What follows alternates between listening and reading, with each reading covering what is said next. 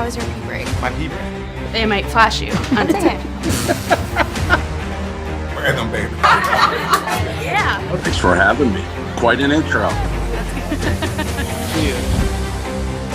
Let's address the elephant in the room. That's not the elephant in the room. There's no elephant. Nobody cares. I, too, am a thought criminal. Good. Well, I like you already. Does this look like a girl who's joking around? No. But how much do you actually understand money? Especially the new wave. Beauty or intelligence? When you unleash both, it is men's kryptonite. Welcome to Talk to Me, Taylor. 7 minutes late tonight. 7 minutes in heaven. Or dare I say, hell. Guys, I'm fucking delirious. With tonight's episode, you will see it's all on theme. Okay, listen. Ain't no mountain high enough. Ain't no Mitch McConnell Mitch McConnell tumble hard enough. Ain't no 5 a.m. flight out of LAX early enough to keep me from getting to you, babe. So I am here tonight and you are seeing me completely raw dog. Talk to me, Taylor style. I have not a lick of makeup, no nothing, guys. I'm hot mess express over here. I was having tech issues. Again, unless you're like a master lip reader, my episode from Monday was super out of sync because the tech is just teching. Maybe the algorithms and all of it is just catching on to how much shit I'm talking on all of it for sport and it's getting back at me. But either way, we will rise above, okay? And I have such a killer episode for you tonight. I wasn't going to stop. I said, you know what? I'm going to come barefaced, hot mess, the whole thing for the people for this program. And I'm so excited to bring this to you. But actually, it kind of goes perfectly into this because, yes, I was in LA. That is an episode in and of itself, guys. This is my first time spending time in LA since I left 5 years ago. And my, oh my, like why anybody would willingly live there for the self-inflicted suffering, I don't know. I need to take it up with all of you, but that is an episode I may do later. That would kind of be fun. But I was actually there moderating a panel all about Web3, AI, decentralization, and content creation, right? In the new wave. And with some killer guests, if I do say so myself. We had on the show who was the founder of Dead, someone who was the former head of Fox, the CEO of Pixie, which is the decentralized platform that I'm working with, someone with Scene Entertainment who works with Mark Wahlberg, like works with a ton of big movies, actors, models, etc. But we talked all about this new wave. And so, yes, my ass flew in today, 5 a.m. I was at LAX, I don't even know where we are, but actually that is the twilight zone perhaps I'm bringing you into tonight because I have a very special treat for you, okay? It's spooky season. Shit's getting weird too with AI and content. I know you guys are feeling a type of way about AI and coming for humans, especially in the arts and creativity, like AI artists, influencers, podcasters, actors, you name it, singers, the limit does not exist. But I went to the Edgar Allan Poe Chapter 2 Speakeasy series. Now, this was such a wildly popular series. They started it last year. They travel the country, do it around, this time, spooky season. And it was so popular. It's like sold out. They brought it back. So I went in Nashville, sat my ass front row, and just relished in the glory of Edgar Allan Poe, but moreover, the art and the human form of it. And I even posted about it to my Instagram that night, just watching, and the actors were insane, okay? And they all had to perform these lengthy ass Edgar Allan Poe poems, monologues, and they each did solo acts, so talented. And I even posted, AI could never replicate this. So I know everybody is, holding on to their panties, holding on to their hats and are wigging out. But when I see that, it really kind of gives me hope. And so what happened was we ended up, and yes, you will see Rob Nelson Live makes a cameo in this video as like stage dad of the century. You will see. but we ended up hitting it off with the cast, and I went back in a couple days later to do a sit-down panel and interview with them. I thought, we've been talking so much about this on the show, about AI, about what it means for us, for life, for death, for art, for legacy. Can it just come in and, make us irrelevant? How do the real, artists, these guys actually doing it, feel about all of it? And, the timeless, tortured, brilliant genius of someone like an Edgar Allan Poe, and how that is, I don't know, it's like AI is a wondrous thing, but it cannot that kind of human genius, I say it in the panel, it's so raw, and it's like a birth. Like, it's almost just like a natural thing that is not artificial. No artificial biatch, can duplicate nor replicate. It just has that, raw humanity, that no robot can achieve. So that's why I respected and just had so much fun with this whole experience. And like I said, be it if you're Edgar Allan Poe fans yourselves, you've been grappling with all of this, with the arts, with timeless art, what makes it human, what makes legacy, and of course Halloween. Okay, I look fucking scary. I may as well be an extra on an Edgar Allan Poe set, even on the Fall of the House of Usher, which I talk about, which I revisited watching on the heels of this play. And it's all just glorious. So have fun. Here it is. It's a half hour and it's raw dog style for you. I actually haven't even watched it back. So you may see Rob's ass crack and everything. I may even flash you. I don't even know. We will see again. Things may or may not get scary, but that's how we do it here on Talk to Me Taylor. Enjoy my sit down with the cast of the Edgar Allan Poe Speakeasy series here in Nashville. Roll the tape, Taylor IT guy. Have fun. All right, we're good. All right. Things are getting a little spooky, not just because it's Halloween season, but I know a lot of you are wigged out about AI and what it means for art and creativity. And I've said the most rebellious thing that we can do is be human. And these guys are living proof of that. It doesn't get more human than this. I am with the cast of the Edgar Allan Poe Speakeasy series, back for round 2, touring the country. Right. This is the Nashville cast. And I saw you guys in person the other night.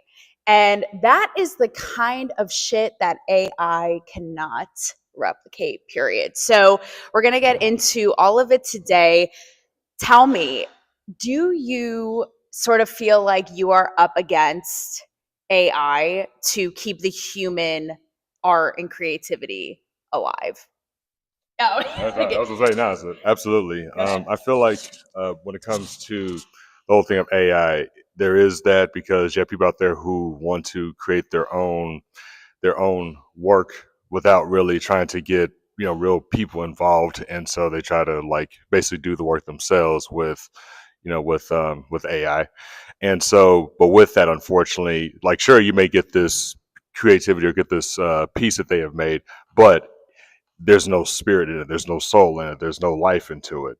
So to me, one of the biggest things is that, without that spirit, without that soul, without, people like us being able to perform and do these things, it's one of those things that we need that now. We need life into this world. And so, yes, there is that competition there, because we lose work. We don't get to, get jobs because of this. No, people are, well, also don't knock the soulless, because we have our friend here. So yeah, exactly. How dare you say I have no soul? You got more soul than everybody up in here. Yeah, exactly. What about you guys? I mean, think about it.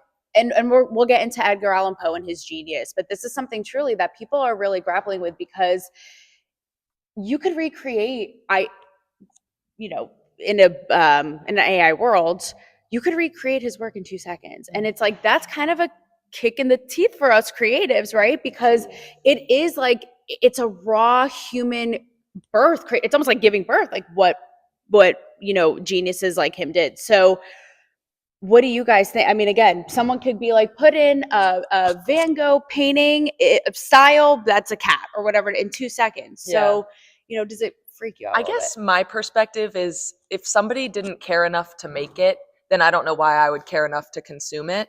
I read Edgar Allan Poe or books because there's a perspective that maybe I share with the author or maybe I don't, but you're not consuming media or art, whichever form it may be, just to kill time. It's to gain something, whether it's a new perspective or entertainment, or it doesn't really matter. So I don't know, if somebody didn't care enough to make it, I don't really care to consume it. And I do think that um, AI, as it becomes a part of like the more casual, like scrolling through things, people are just not going to trust anything that they see, which maybe my optimistic point of view is that people will maybe put their phones down a little bit more. Yeah. Because it's like, what, I can't even really trust anything that I'm seeing. So maybe people will put their phones down and we'll start making eye contact with each other or reading paperback books. And I don't know, maybe that's my optimistic perspective, but that's sort of where I land. Yeah. I think that people are just going to innately crave it because we're already going to not know what is real, to your point. And that's why even coming the other night and watching you guys was and I'm just such a like theater geek and creative at heart, but I was like, oh, like this is what people are going to want so badly that no machine can do.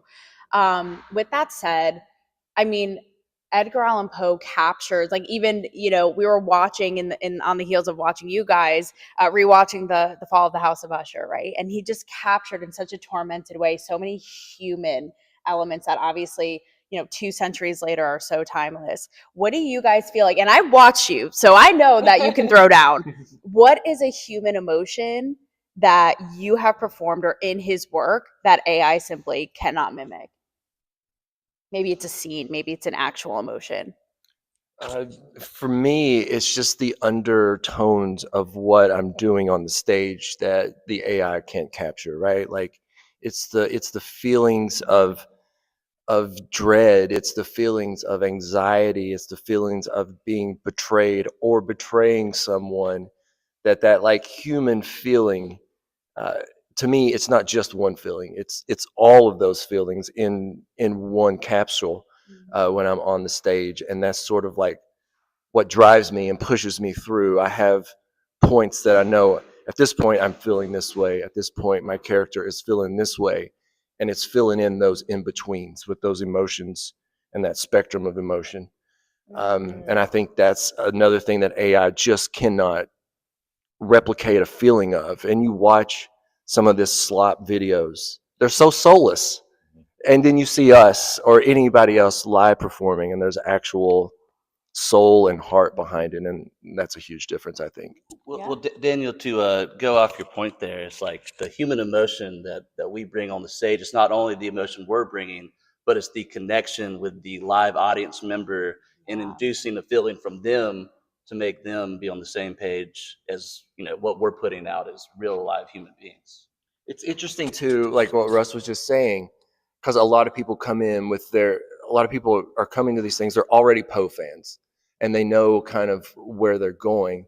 And for me, it's always great after the show to hear someone say, I never thought of that story in the way you performed it.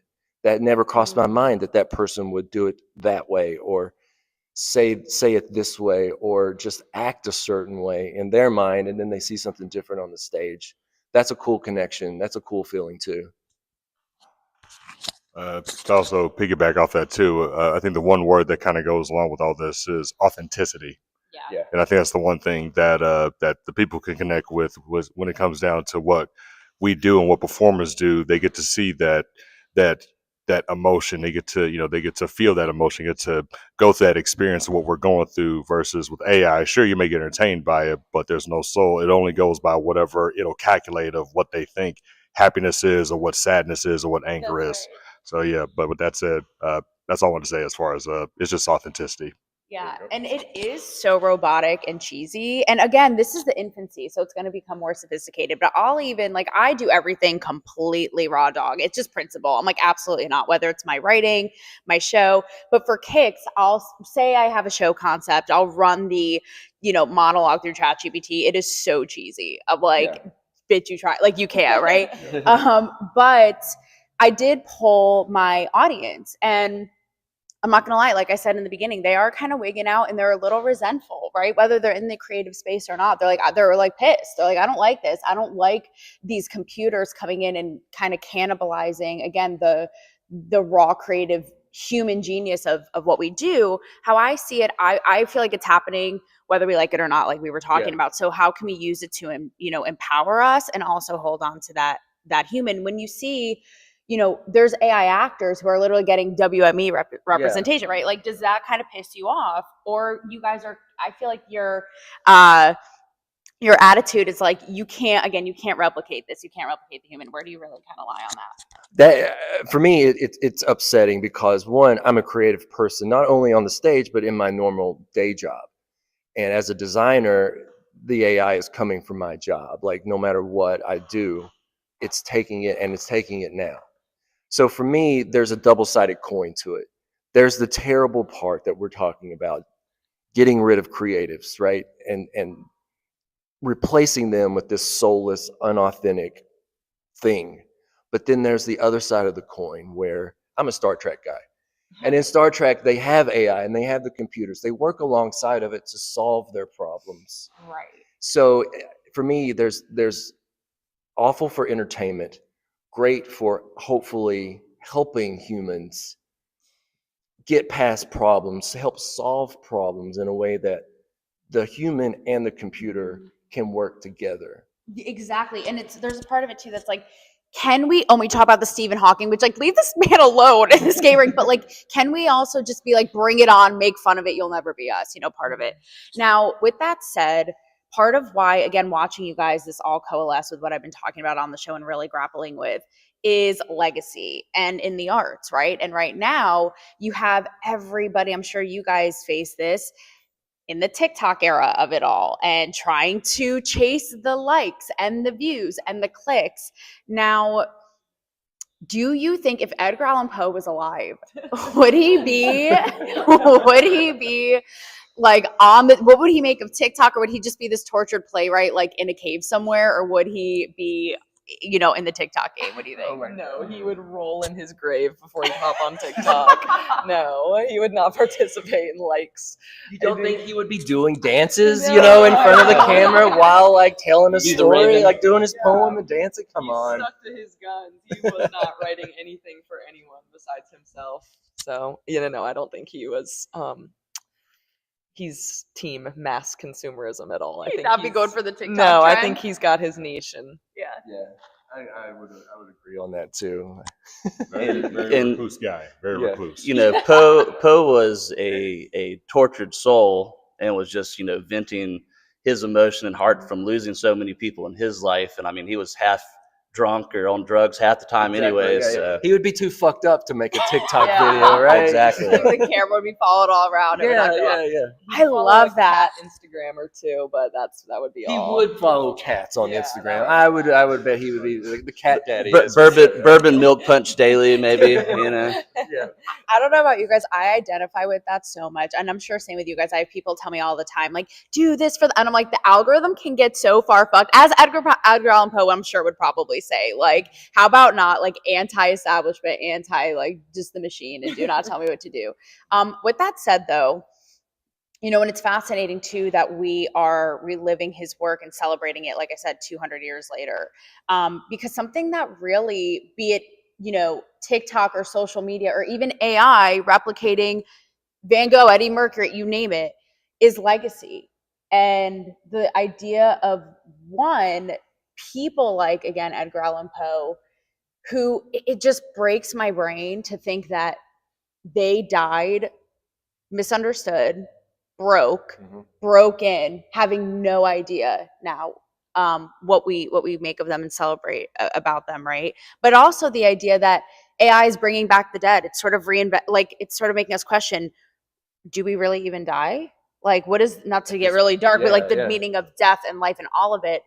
So with that, right, and you guys being part of celebrating him, what does that say about us? What does that say about us, about how we celebrate creative genius when they're dead versus alive? And perhaps like what that will mean moving forward too. Like, do we even die with AI?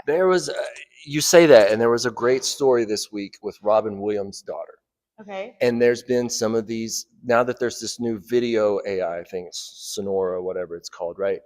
People have been making all these videos of Robin Williams, like with other people. Right. And they've been sending those videos to his daughter.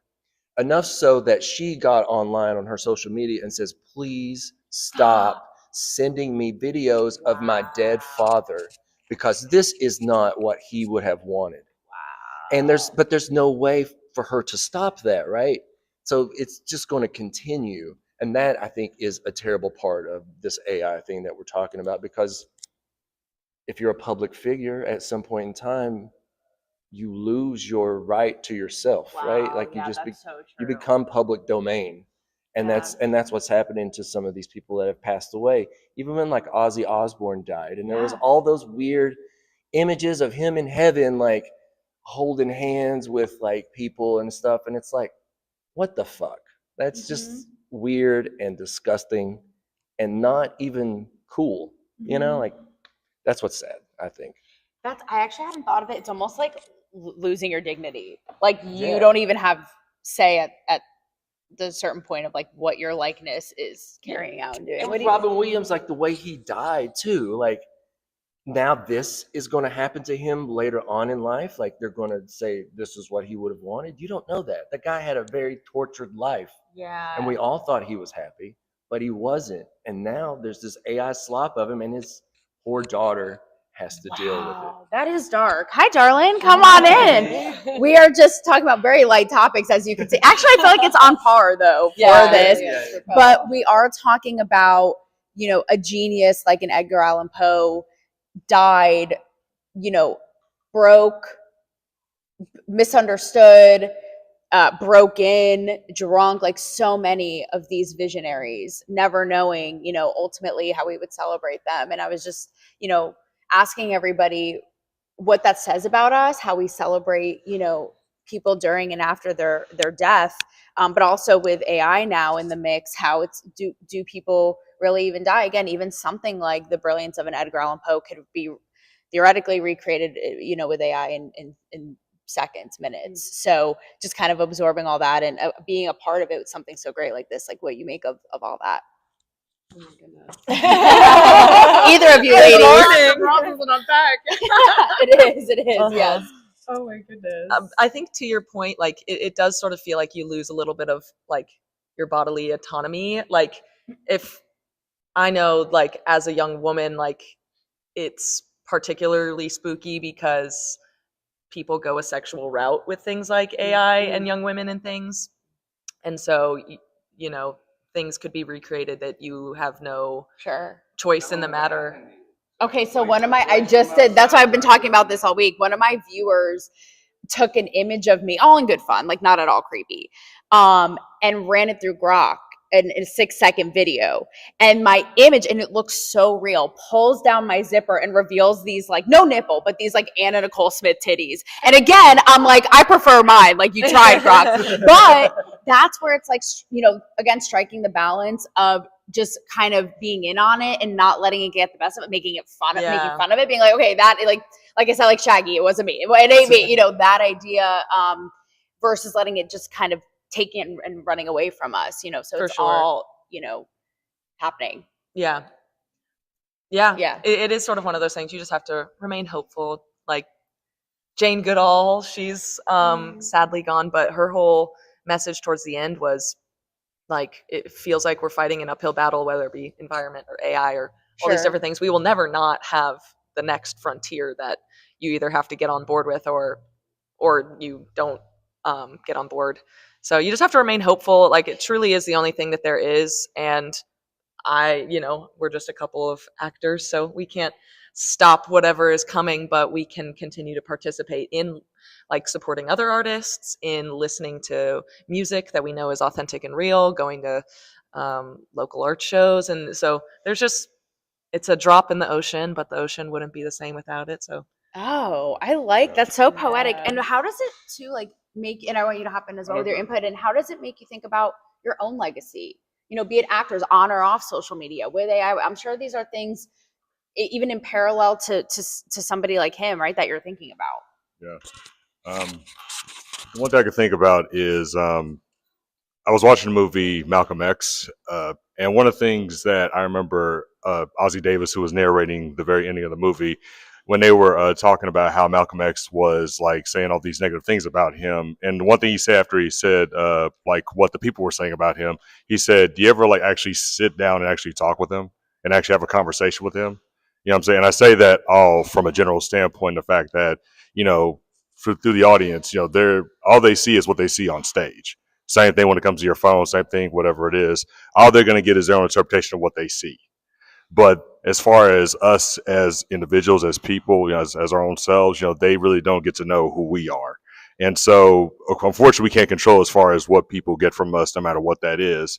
But I think the one thing that's important is when it comes to our legacy, all we can do is just be creative and just do our best to serve, and whatever that may be to other people, no matter if it's, if they consider to be good, bad, whatever, that's just whatever they're going to get from that. But I think the one important thing when it comes to AI is like, when it comes to it, I think it's okay to use it as a tool, but I think also is that thing of knowing when to draw the line and say, okay, we can use it for this, but let's not use it for this, for trying to like replace people who need work or who want to try to be creative, And I even say too that I've gotten to even say, not to make it personal, but gotten to a point in my life now where I can say that I'm now, even though certain doors might be closing due to just some people may not offering work or using AI for whatever they want to use it for, I think now it's at a place where we have to start creating our own thing, create our own work, create our own legacies, create our own companies, create our own businesses, no matter what they may be. Kind of like yourself.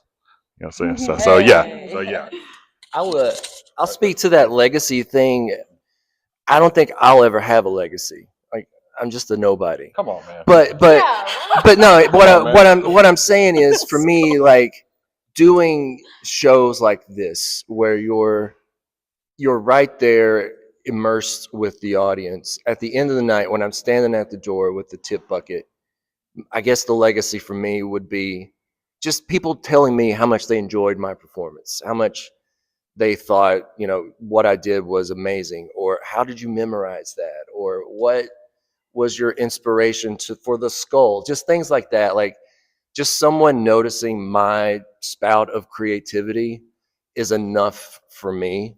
I'm not trying to go on social media and be viral with it or anything like that. Well, it's a wonderful life. Like, if your friends and neighbors know who you are and love you, and you are a kind and open-hearted person, then that's as much of a wave that I need to cause. Like, that's as much of a legacy as I need, that those who knew me thought I was good enough and that I was kind, or added some sort of positive to their life, be it a performance or just giving sugar to your neighbor or whatever. But that's as much legacy as, like, I think you're lucky if you can even like achieve that. So even if it's just 10 minutes on this stage in front of 100 people, right? Like, that's enough sometimes. Like you just said, that your friends, your neighbors, people in your community see you, they're entertained or they're sparked by something you've done. Totally. Challenged even, like, positive doesn't mean like you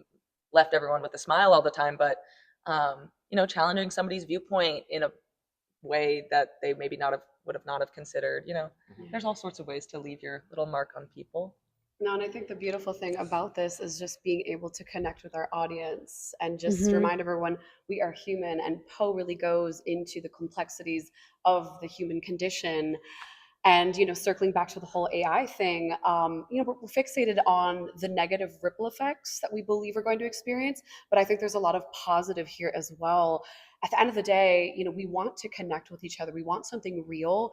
And I think theater will never die. If anything, it's going to become even more popular, and people are going to crave something real and true, because AI is just, it's fake.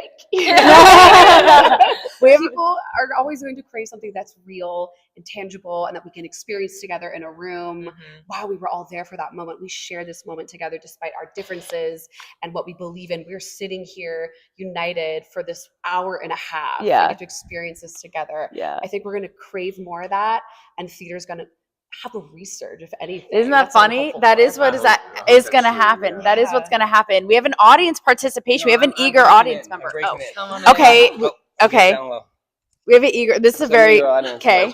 Perfect. No, because I couldn't resist because I'm gonna be the real, stepping in the real. Because everything you guys are saying has got my brain going. I don't think AI is fake.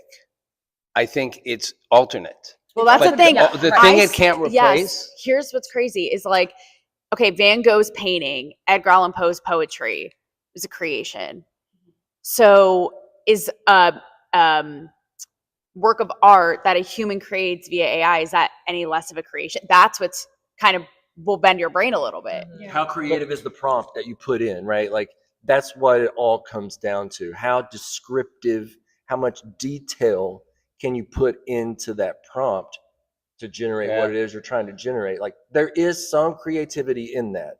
I will give that much to it. But I want to just say this, and I'm going to step back out. I'm going to disappear because I am here, not here. So I'm going to just sit on your laps for a second. Okay. He's me tooing you guys. Because I'm going to sit on theirs too. Because she said she's equality. She said she's just an actress, whatever. And I think that's what AI can't replace. The human, I can make a you, but I can never actually experience that The you. intricacies. Even if I make a sex bot, it can't actually know. It's no soul in there. No, there's no consciousness. There's no fight. There's no drama. There's no torture. You said, yeah, you I have sit no on legacy. their laps now. You said balance it out. You said I have no legacy. I watched this guy the other day doing his thing, and my first thought was, because he's so good, I was like, I wonder what that guy's really like. Like, I think is he like an asshole in life? Is he like this like womanizer or whatever? And then I meet you and you're like so humble and so not confident in that way. So right? And so like I'm gonna leave now. comedians are notoriously really dark, right? Yes, but I'm gonna leave. But I had no idea like who you really weren't. And say, same with you. It's like personalities are different. So all I'm gonna say is, the human experience is the back of me. Is the one thing you can't replace. And people are gonna want human. They're gonna care for you're mediocre. They're gonna like, I can have sex with the perfect AI, or I can have a human. I'll take the ugliest human in the world as long as they're real. Even when my viewer, we have a stage dad over here. Yes, when I even thought about like an OnlyFans, right? I think, I don't know, I'm not in the brain of a guy, but it's like the fun fembot robot thing is fun for a second, but like, because there was a part of me when I saw that, I was like, oh, OnlyFans is so fucked, right? But to your point, I'm like, I think that we're gonna want the real. Like, it's fun for 5 seconds, and then we're like, this is actually just kind of creepy. Yeah. I even add to that too. It's like when it comes to it may look nice. It's like this. You may see a nice car pass by, but does that mean I have to invest into it? Not really. You know what I'm saying? It's like, it looks nice, but I got to think about how much it's going to cost me to invest into that. So it's that thing. Same thing when it comes to the whole thing of when it comes to like anything you put your energy into is what you're going to get out of it. So, and I say this when it comes to women or whatever that may be, but when it comes to AI, it's like, it's nice to look at if it looks like this, but what you invest into is what you get out of it. That's all I'm saying. All right. Lastly, can I hold him for the last question? I haven't asked yet. Yeah. He's naughty. You don't even know what he whispered in he wanted to get up and sit right here. And I said, not today, buddy. He is a real asshole. You should see the fights. Such an ego. Backstage. As all men do. I talked about that on my show last night. The male ego is a not to What's that? I was like, he chews up the scenes. He's always still in my life. He upstages me. I don't know if the people are ready for it, because I can hear with it propped up right here. I love, as we wrap this, I love what you guys said. It's funny because I did say this on my show earlier this week about legacy, and especially in a world with AI where everybody is, I asked about if Edgar Allan Poe was here in the TikTok era, right? How that would bode for him. I heard the cat comment. Yes. But where everybody is chasing a legacy of clicks and views and likes and viral and this shit and that shit. And I just think it's so fake and arbitrary and nonsense. And I personally, and I love what you guys said, would rather go down like a Van Gogh, like an Edgar Allan Poe, just so committed to the vision, even if everyone around you thinks that you're crazy. Yeah. I think that's the way, because it's like, what, to be a sellout for an algorithm is the alternative? Like, no thanks. Thanks, but no thanks. Before you wrap, can I hear what Wilson thinks? Wilson, yes, that'll be the finale. Fortunato. I like this little guy. He's comfy right here. My last thing for you guys, with all of this said, and this is so fun, thanks for doing this so impromptu, is if somebody were to make an AI replica of your performance in this show, of you, would you be flattered and honored, or would you be pissed and basically do a spell on them and cast a spell and make them pay? Start down here with Tony. Yes. I would say, honestly, okay, I mean, sure, but, at the end of the day, it ain't me. I mean, but as I say, I think there's the term of, like, imitation is like what? Like, biggest form of flattery, right? So that's kind of how I see it. So it's like, yeah. Give to the greats. Exactly. Exactly. That's So, the rest of the sentence. so it's like, to me, that's kind of how, like, I'm like, okay, whatever, sure. I mean, I had an agent guy one time do my voice, like really well one time, and he was just playing around. So, hey, if they do it, so be it. But it ain't me, though. This is me. So, when I go up on stage, you see me. But as far as AI, that's just, there's TI and there's AI. So there you go. And, so, yeah. And while we pass around, where everybody can find you too, the real you. Okay. I am on Facebook, Tony Insignares, INSIGNARES, and I'm also on Instagram, and it's a weird name, but it's a JUCANTINTOIN. Sorry. But as a matter of fact, just look up Agent 511, and Agent 5 spelled out with a number 11. So there you go. Mr. Atz over here. If someone made an AI video of my performance, at first I would be a little flattered, like, okay, thanks for the effort, but fuck you. Come see me actually perform this, right? Like, I would find the person, show up at their door in full character costume, and just go right at them, right in their face, right? Like, that's what I would do. Yeah.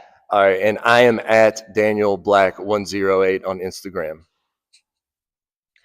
Yeah, I don't think I'd love it. I'd be really confused. I don't like seeing videos of myself that I wasn't there for, so it's like it would freak me out. I wouldn't like it. I don't think I'd be flattered at all. I think I would just be like, save your efforts for somebody else. It's not something that I appreciate.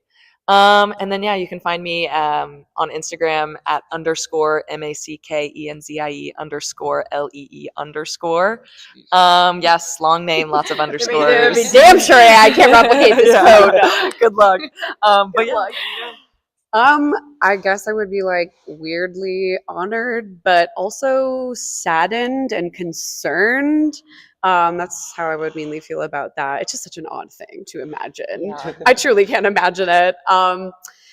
Yeah, and you can find me at Miss MRS Grace Cipriani on Instagram as well as TikTok. Awesome. Well, you guys are all so talented, and you talk about legacy, but even what you're doing is such a gift. It was certainly a gift to us to come watch, and carrying out the legacy of someone like an Edgar Allan Poe too is so huge in this time when everything is just, like you said, fake and soulless. And what's more soul than, the tortured, true torment of and beauty too of being a human that you guys are bringing to the stage that he brought to life with his genius. Very last thing is anything that this guy has to say for the audience request. I will say, if you want to make an AI video of me, you can eat my bony ass. Amontillado. Thank you guys so much. You guys could do a little podcast bow, if you will, for the people. Awesome. Thanks for joining the Talk to Me Taylor chat. I appreciate you guys were awesome. Thanks for having us. Awesome. Thanks, guys. Appreciate it. All right. Woo. Thanks. Awesome. That was Thanks. fun. Yeah. Great. Thanks. Chris, how was your pee break? My pee break. They might flash you on TikTok. Random baby. Yeah. Thanks for having me. Quite an intro. Let's address the elephant in the room. That's not the elephant in the room. There's no elephant. Nobody cares. I too am a thought criminal. Good. Well, I like you already. Does this look like a girl who's joking around? No. But how much do you actually understand money? Especially the new wave. Beauty or intelligence? When you unleash both, it is men's